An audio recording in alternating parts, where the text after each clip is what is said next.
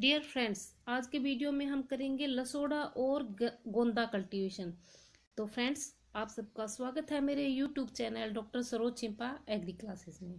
तो फ्रेंड्स, यहाँ पर आप इस फ्रूट को भी आइडेंटिफाई कर पाओगे।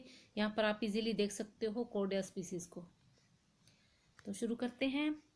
लसोड़ा या गोंदा, जिसे लहसुआ के नाम से भी जाना जाता है, इसके बहुत सारे कॉमन नेम हैं, जैसे कि इंडियन चेरी, असरियन प्लम। और अगर इसका बॉटनिकल नेम देखें तो यह है कॉर्डिया मिक्सा, और इसका सिनोनिम्स होता है कॉर्डिया ओब्लिक्वा वाइल्ड। यह है जीनस कॉर्डिया और सब फैमिली कॉर्डियोइडी के अंतर्गत आता है। और अगर इसकी फैमिली देखें तो यह बोर्गाइनेसी या बोरेस फैमिली का मेंबर है, और यह एक डाइकोटिलेडोनस फ्लावरिंग प्लांट है। और इसमें गुणसूत्र संख्या अगर हम देखते हैं तो यह N=24 और 2N=48 है, यानी यह एक डिप्लॉयड कल्टीवर है। अब फ्रेंड्स, इसके अंदर बहुत सारी इंपॉर्टेंट स्पीसीज है, जिसका भी हम एक ब्रीफ डिस्क्रिप्शन देखेंगे। सबसे पहले आती है इसमें कॉर्डिया डाइकोटोमा। तो इसे blueberry, pink pearl, bird lime tree, Indian cherry, बूच, लसोड़ा या गुंदा के नाम से जानते हैं। इसका जो होल फ्रूट होता है वह एडिबल होता है और फूड की तरह काम में लिया जा सकता है। इसी तरह इसकी नेक्स्ट स्पीसीज है कॉर्डिया गोजी। इसकी जो स्टेम बार्क होती है उससे पॉलीफिनॉल 2-बेंजोफ्यूरॉन जो है आइसोलेट किया जाता है, और यह जो पॉलीफिनॉल है वह स्टेम बार्क में ऑरेंज कलर लाने के लिए रिस्पॉन्सिबल होता है। इसी तरह यह क्लेडोस्पोरियम कुकुमेरिनम के अगेंस्ट फंजीसाइडल एक्टिविटी रखता है। इसके बाद देखते हैं नेक्स्ट स्पीसीज। इसमें आती है नेक्स्ट स्पीसीज कॉर्डिया डेवडी। तो इस स्पीसीज में क्या होता है कि इसका जो ट्रंक होता है उससे ड्रम फॉर्मेशन की जा सकती है। नेक्स्ट देखते हैं इसका ओरिजन। तो इसका जो ओरिजन है वह है ईस्टर्न मेडिटेरेनियन रीजन से लेकर ईस्टर्न इंडिया तक स्ट्रेचिंग माना जाता है। और अगर इसकी हैबिटेट देखें तो यह समुद्र तल से 200 मीटर से लेकर 1500 मीटर तक की ऊंचाई तक इजीली ग्रोन किया जा सकता है। तो फ्रेंड्स, यह एक हार्डी ट्री है, तो इसके अंदर ग्रेट टॉलरेंस कैपेसिटी होती है ड्रोट के अगेंस्ट, यानी ड्रोट को टॉलरेट कर सकता है, इसलिए इसको नॉर्थ इंडिया के एरिड और सेमी एरिड रीजन में इजीली ग्रोन किया जा सकता है। अब इसका एक ब्रीफ डिस्क्रिप्शन देखते हैं कि जो लसोड़ा का पेड़ है या पौधा है वह एक श्रब या स्मॉल ट्री है जो कि 12 मीटर तक की हाइट लेता है।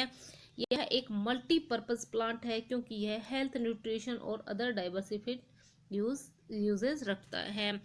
और अगर हम इसके डाइवर्सिफाइड यूजेस में देखें तो जो सेमी एरिड रीजन होता है वहाँ पर इसको शेल्टर बेल्ट की तरह लगाकर सॉइल इरोजन को प्रिवेंट किया जा सकता है। तो इसकी जो पत्तियां होती है वह ब्रॉड ओवेट होती है, और अपर साइड में यह ग्लेब्रस होती है, लेकिन बिलो साइड में यह पब्सेंट होती है। और इसी तरह इसकी जो यंग लीव्स होती है वह हेयरी होती है, और इन सबको आप इजीली इन फोटोग्राफ्स में देख पाओगे। इसी तरह इसका जो फ्रूट होता है वह एस्ट्रिजेंट, एंथैल्मिनेटिक, डायूरेटिक, डिमल्सेंट और एक्सपेक्टोरेंट होता है। और इसी तरह यह न्यूट्रिएंट रिच होता है। इसमें कार्बोहाइड्रेट, फास्फोरस और एस्कॉर्बिक एसिड पर्याप्त मात्रा में पाया जाता है। अगर हम एस्कॉर्बिक एसिड देखें तो यह 40 मिलीग्राम पर 100 ग्राम पल्प में पाया जाता है। अब इसमें हमने न्यूट्रिशन को देखा है फ्रेंड्स, तो इसमें कुछ ऐसे सब्सटेंसेस भी होते हैं जो टॉक्सिसिटी लाते हैं इसके अंदर। तो कॉर्डिया मिक्सा के अंदर ट्यूमरोजेनिक पायरोलाजाइन एल्कोलॉइड पाया जाता है, जो कि एक टॉक्सिक सब्सटेंस है। इसी तरह यह एक क्रॉस पोलिनेटेड हेट्रोजाइगस क्रॉप है, जिसके अंतर्गत पोलिनेशन जो है इंसेक्ट से होता है। इसमें जो इनफ्लोरेसेंस होता है वह हेलिकोड साइम टाइप का होता है, और इसमें जो पुष्पन होता है, जो फ्लावर्स होते हैं वह यूनिसेक्सुअल होते हैं, यानी एक लिंगी होते हैं, और यह क्रीमी सेंटर्ड फ्लावर का प्रोडक्शन करता है। और अगर इसमें फ्लावरिंग का टाइम देखते हैं तो यह मिड मार्च से लेकर एंड ऑफ अप्रैल होता है। तो फ्रेंड्स, इसमें अगर हम फ्रूट सेट को देखें तो इसमें फ्रूट सेट बहुत कम होता है, जो कि 2 to 5% ही होता है। और जो फ्रूट होते हैं वह फ्रूट सेट के बाद 30 to 35 डेज बाद मैच्योरिटी ले लेते हैं, यानी इसको हम काम में ले सकते हैं। और अगर इसमें कंप्लीट राइपनिंग देखें तो फ्रूट की कंप्लीट राइपनिंग फ्रूट सेट के 50 to 60 डेज बाद होती है।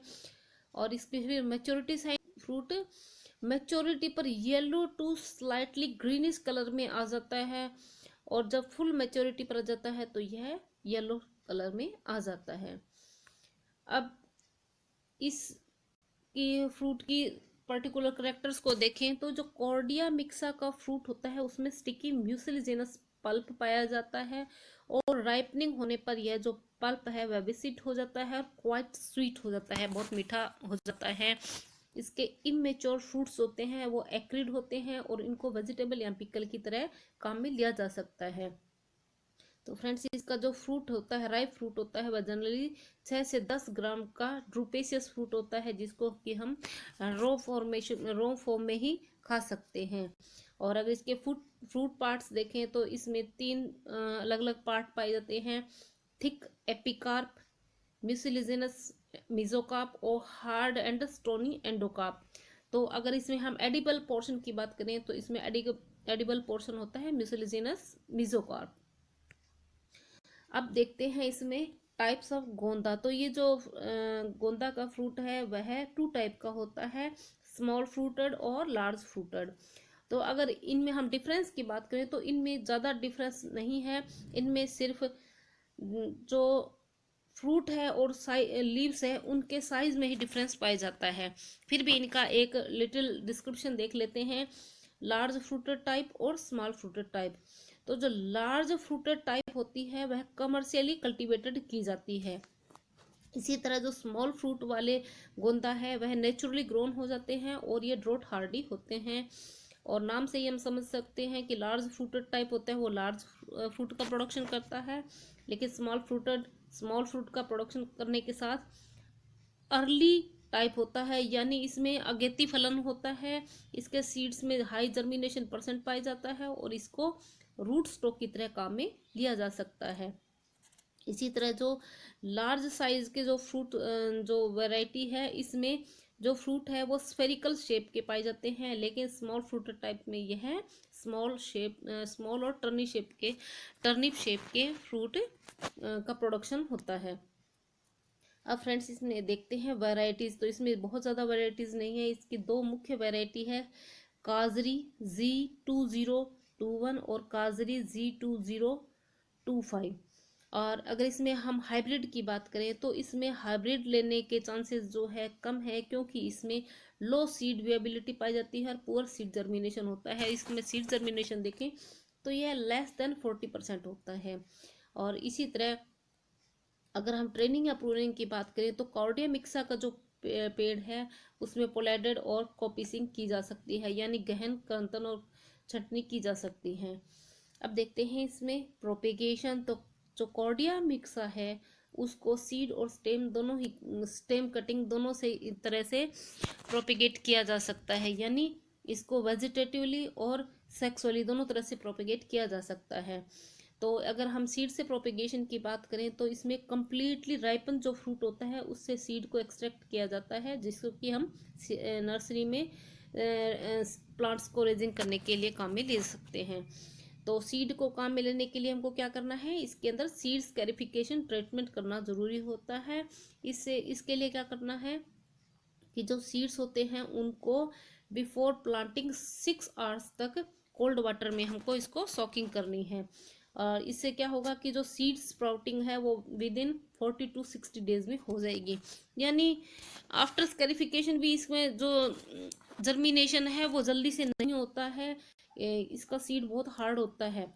तो यह ट्रीटमेंट कर देने के बाद जो स्प्राउटिंग है वह 40 से 60 दिन में होना संभव हो जाता है। इसी तरह इसकी जो सीडलिंग है वह फील्ड में 4 से 6 मंथ बाद में लगाने के लिए रेडी हो जाती है। अब देखते हैं इसमें हार्वेस्टिंग। तो इसके अंदर फलों की तोड़ाई का समय आता है जुलाई से अगस्त के महीने में। यानी रेनी सीजन में इसका तुड़ाई होती है। और इसकी यील्ड जो है वह 10 साल के प्लांट में अगर देखें तो यह 59.5 किलोग्राम से लेकर 98.2 किलोग्राम पर प्लांट ली जा सकती है। अब इसमें देखते हैं डिजीज एंड पेस्ट। तो फ्रेंड्स, इसके अंदर बहुत सारी फंगल डिजीज लगती हैं, जैसे कि स्पॉट एंड ब्लाइट डिजीज जो कि अल्टरनेरिया टेनुसिमा और अल्टरनेरिया अल्टरनेटा के द्वारा होती है। इसी तरह गमोसिस भी इसमें एक फंगल डिजीज है। और नेक्स्ट आती है इसमें high degree of pre mature fruit drop. तो इसके अंदर मैंने आपको बताया था कि इसमें फ्रूट जो सेट है वह बहुत ही कम होता है, 2 to 5% होता है, यानी इसमें फ्लावर और फ्रूट ड्रॉप ज़्यादा होता है। और इसी तरह अगर हम इसमें इंसेक्ट देखें तो इसमें लगने वाला इंसेक्ट है टिंक बग, और ये जिसका साइंटिफिक नेम है डिक्टाइला चिरियानी। तो यह जो इंसेक्ट है इसकी निम्फ और अडल्ट जो है अक्टूबर से नवंबर के मंथ में लीव्स पर अटैक करती है। तो फ्रेंड्स, इन डिजीज और पेस्ट का सुटेबल फंजीसाइड और इंसेक्टिसाइड का प्रयोग करते हुए इजीली कंट्रोल किया जा सकता है। तो फ्रेंड्स, आज हमने जो गोंदा है उसके कल्टीवेशन को स्टडी किया है। Friends, hope you enjoyed this video. Thanks for watching doctor Saroj Chhimpa agri classes.